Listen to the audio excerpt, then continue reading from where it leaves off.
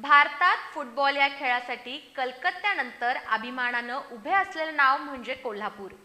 जिद्द, ईर्ष्या आणि तालीम संस्थांच्या अखंड कष्टातून घडलेल्या या परंपरेला आज नव्या हंगामाची सुरुवात झाली.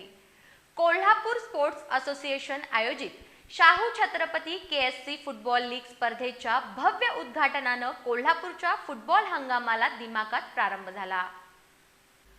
कोल्हापूर स्पोर्ट्स असोसिएशनच्या उत्कृष्ट व्यवस्थापनात आणि क्रीडाप्रेमी प्रेक्षकांच्या उत्साहात माजी आमदार मालोजीराजे आणि DYSP B धीरजकुमार यांच्या हस्ते किक ऑफ करून स्पर्धेला सुरुवात झाली.